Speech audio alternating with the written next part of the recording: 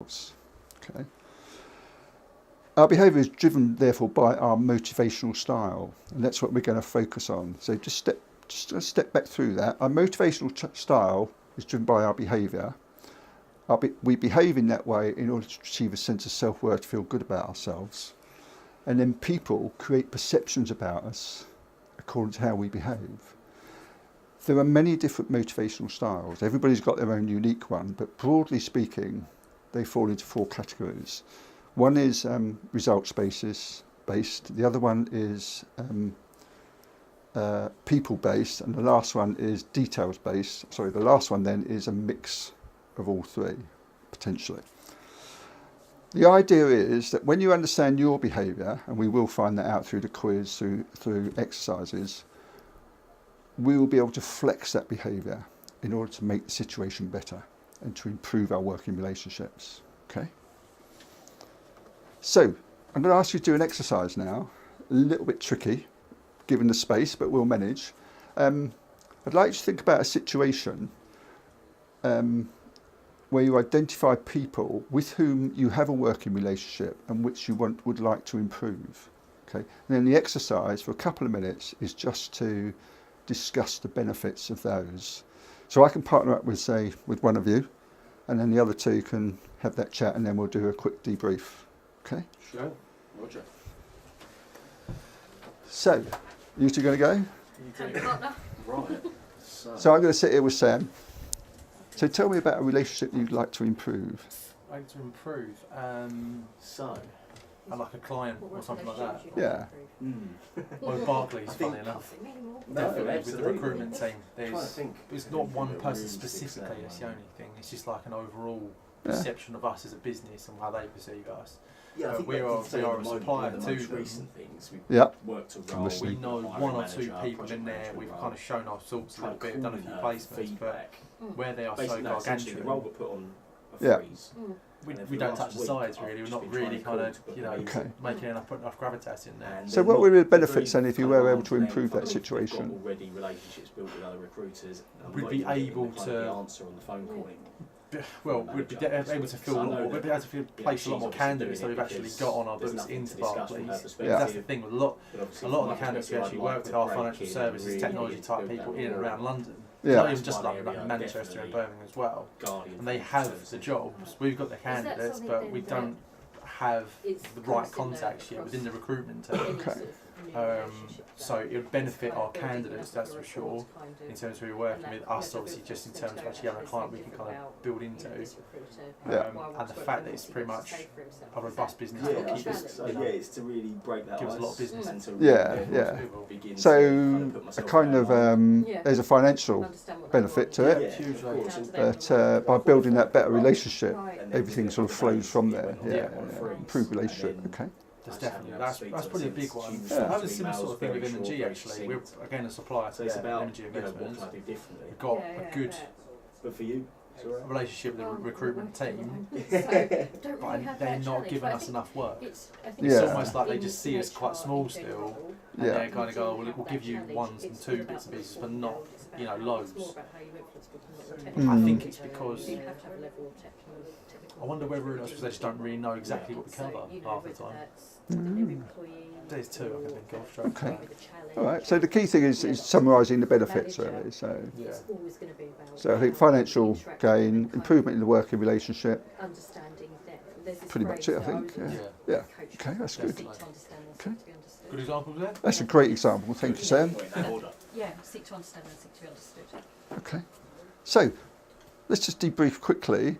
What kind of benefits did you come up with?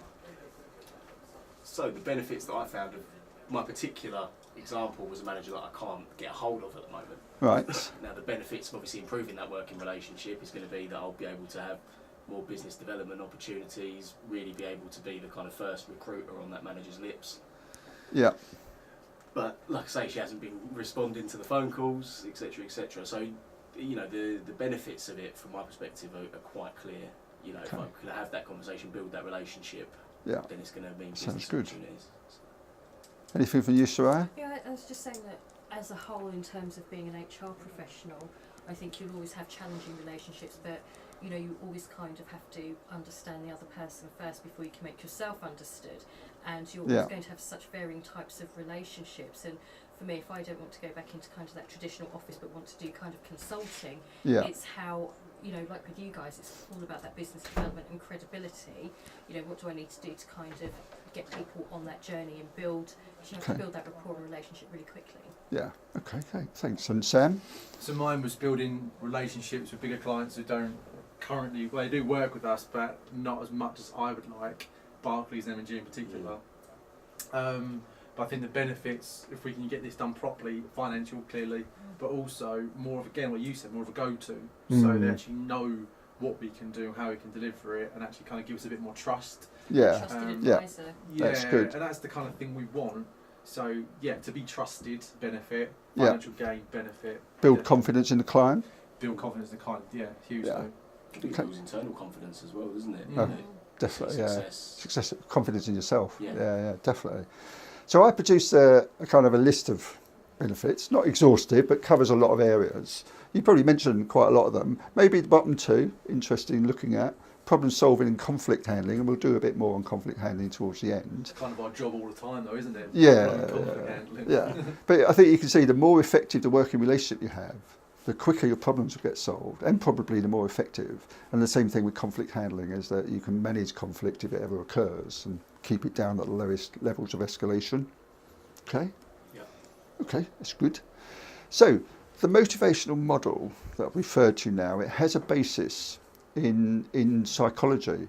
It was developed by a chap called Dr. Elias Porter in 1971. He published it after about 40 years of study and practice. Dr. Elias Porter was a US psychologist who was a contemporary of Dr. Abraham Maslow. You come across Maslow's hierarchy of needs. So this guy's studying and building his theory around the same time that Maslow's building hierarchy of needs. In essence, it provides a framework in which we can understand ourselves and others so that we can then produce or build better, more productive working relationships. Okay? So, let's do the quiz. So briefly, let me tell you. Each question, you have 10 questions and you've got 3 statements with each one. I'd like you to allocate 10 points across the statements according to how appropriate you feel each one is. As I said, there's no right answer, no wrong answer. They're all your answers. So do it quite instinctively. I'll give you a couple of minutes, and then can you please add up the totals at the end? Thank you. Okay. So as I said, we've got the 4 styles: carer, driver, professional, and adapter. So briefly, the carer, as you probably read, likes harmonious environment, likes to be in a team that gets on well together. Usually, because of their focus on people, very good at networking. The driver likes challenges, likes the excitement, and likes getting things done, and likes to get to the end game fast, and preferably first. So they will set demanding goals and competitive elements. You probably I can see you nodding, you're starting to recognise these people, I think. And of course, if you've got a driver as a line manager, they will set demanding goals and elements of competition. You think it'll be done in 2 days, they'll ask you to be done in 1. Typical. Professional, on the other hand, is somebody who is very pragmatic, good planners, like to do everything well, dot every I, cross every T, and their mantras of jobs worth doing is worth doing well. So before I go into adapter, let's just ask a question. Can you think of a work situation where a driver would excel? So very kind of immediate, short-term requirement, needs to be delivered fast. Yeah. No negotiation on that. We just need it done. Yeah. Sort of a salesperson would be a driver more often than not. Very likely, yeah. So crisis management, which you're kind of referring to. Very good. And conversely, what about a professional? What situations would they be good at? Something where ultimately, I'd say there's a lot on the line. So a lawyer, a doctor. Yeah, along those definitely, lines. yeah. You've really got to train for it. There's a lot of theory behind what you do. It's not just a kind of a reaction. Yeah. Kind of an instinct game. It's got to be something that's quite thought out, quite considered. Yeah, very good, yeah. Definitely agree with that. How are you getting on, Sam? Done. Well done. Okay, so Let's talk about the adapter then. So the adapter is someone who combines all the styles. They've seen the merits in focusing on people, on quality and on results, and consequently are very flexible. But like all the styles, there are disadvantages to each one. And one of the key things will be, once you know your style, is to recognise the disadvantages. So let's take the adapter for a minute. Can you think of any disadvantages of the adapter style? They might often flex too far on the end of focusing too much on people and not necessarily the result. Yeah, that is definitely one. Choose the wrong style for the situation. Yeah. I mean, there's another one. They can flip between styles in any given situation and make no impact as a result. Or they don't give clarity on a situation if they're flitting between no defined particular style. Yeah. And the last one is they can take too long to decide. So it's worth remembering, if there's no right and wrong style, there are merits and disadvantages or challenges to every style. Okay. The important thing is to know your style, and then as we will look towards the end of it, is understanding or creating perceptions about other people's style. Scary. Inevitably, you may come up with two high scores in two columns, which will turn out you could be a mix. So let's have a quick look at the mixes. We have three. We have an advocate, a guardian and a strategist.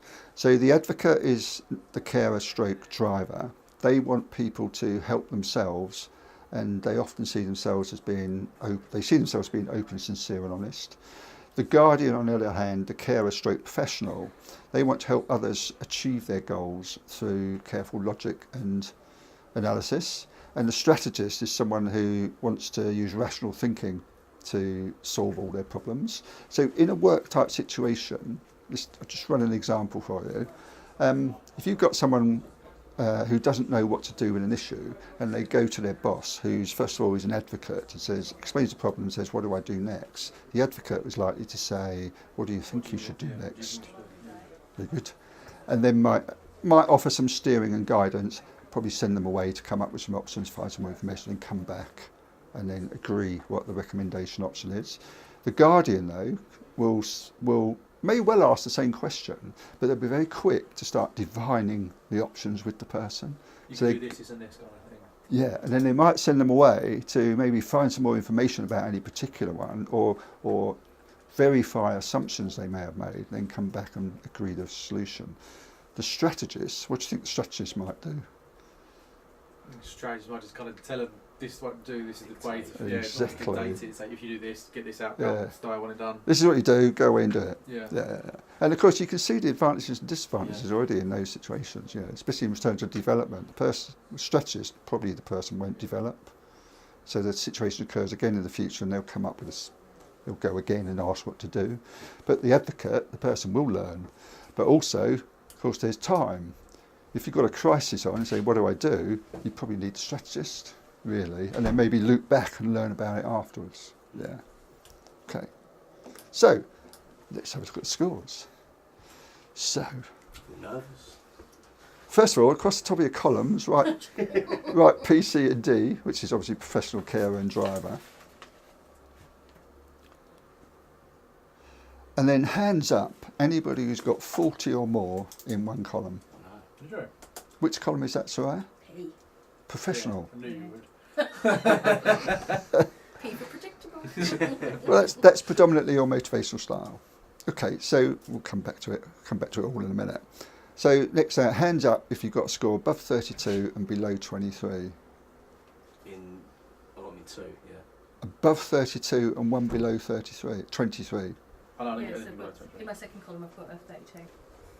But it has to be above 32. Oh, right. Okay. I've got, 0.5. What's your score above 32? D. Driver. Driver, yeah. And what's your one below 23? What was C again? Carer. So you're a driver professional. Yeah. They're your two high scores. So 37 for professional and then 32.5 for driver, but then 25.5 for carer. So James is C, D and P. Yeah, So James, you're really 31p, Right. 35, 34. You're an adapter. Adapter. Yeah. So that's predominantly, predominantly your style, there's no blends, but predominantly your style is professional. Oh, you're a blend driver, professional, and you're an adapter. Oh, you're one of each. It's brilliant. The point is, predominantly, particularly where you've only got one style, it doesn't mean to say the other two won't emerge in certain situations. I don't know. But you will, your pattern of behaviour will tend to be professional. Yeah. So, anybody surprised by their results? No, not Obviously really. not surprised by yours. No, not at all. I'm not surprised by mine. No. Not surprised by yours actually either. No. I think chameleon. Yeah, exactly. So one of the keys is to remember what I said on the last slide or the one before, where you've got merits of your style, but you've also got some disadvantages. But it's some of this around being, how you perceive yourself to behave in a situation as well, because, like I say, the more you have that level of awareness, the more you're actually going to be able to become a blend. Yes. Well, I think what you referred, if what you'll do to flex your style, as I said, flexing your style is the key. So you will flex, and that might move you away from your predominant style, given the situation of the people you're talking to. Yeah, and as you learn and reflect back over situations you've been in, you may well find that you will change some of the patterns in your behaviour, and actually might bring you more towards a blend if you did, or even to an adapter. And if you did this test maybe in a couple of years' time, having done all that analysis and reflection, you might find your scores a bit different. But you've learned, though, that's the thing. But then, of course, as you learn, you just need to remember the disadvantages over here. Yeah. Okay? Interesting. Good. So, before I go on to the next slide, the last slide, I need to talk a little bit about other people. So, understanding their motivational style. When you meet someone for a first time, or you meet people that you already know in any given work situation, you can't really ask them to do the quiz. Not really. So how are you going to work out or trying to perceive what their style is? Usually by what they say, how open they are. Yeah, I found that you can go into meet some people that are very kind of forthcoming with a problem that they kind of believe you might have solution to, or it kind of works the other way where they don't want to say anything. They kind of keep you at arm's length. So I kind of look at it and think, okay, if you're quite protective over you just want it done in a process. So you just want me to do X, Y, and Z. So I will just deliver to X, Y, and Z. Yeah. Whereas if you're quite communicative, we'll actually investigate and have a proper conversation to try and dig a bit deeper in terms of the problem. So rather than kind of looking at things face on, it's actually analysing it a bit. To have that bandwidth to do it. It's very situational, though, isn't it? Because if you're using, trying to find somebody's motivational style in an interview setting, you're going to ask very competency-based questions in terms of, if we're dealing with this situation, how would you approach this issue? Yeah. So you can ask very competency-based questions in an interview. If you're dealing with like a performance management situation, you are going to ask somebody sort of more reflective questions. To understand, so that then you can deal with the situation moving forward. Yeah. But it's not going to arise unless you. It's really, really situational and circumstantial. It is definitely. And in an interview situation, you can ask questions where it will become obvious actually what sort of style they are, how they answer. But just thinking about it, if you've never met anyone before and you're about to meet them, you probably had some contact with them. You might have had emails, phone calls. You can look at their social media presence. Yep. You could listen to their voicemail to get an idea of what they sound like. And you will create perception about them, as you do. The minute you meet someone, within seconds you're creating perceptions. And then when you meet them, of course, you'll begin to see the way they stand, the way they walk. You might have some small talk with them before you go into the meeting. And then, of course, the meeting itself will be very, very evident. The style will start to emerge. And I think one of the messages is, as you create a perception within seconds, is to not make that your last and only perception. Look at the evidence you get as you interact with them further, and then start to make assumptions about their motivational style, and then you can start to flex your own behaviour to get better working relationships. Okay? So lastly, on this part of the talk, of the workshop, I've got a couple of references that are useful, and what I can do is I can send you the slides afterwards so you can have them. The first one is just about the risks of overdoing your strengths and misapplying them where they become a weakness. So you can imagine not to use you as an example, Soraya, but as a professional, you may overdo some of the dotting I's or crossing T's, which might not be appropriate for the situation, or even for the person you're interacting with. Yeah, so that's quite a short but useful article. And this other one creates another dimension about the physical environment that either both you working and of course other people working. If you see their physical environment, you can start to create more perceptions and assumptions about them. It'll tell you. It's a little bit like looking through the keyhole. Yeah. So that's the end of the first part. So thank you very much for your time on this one. We've got another session to do next, then one more after that. We can take a little break and we can chat, ask questions. But thank you very much.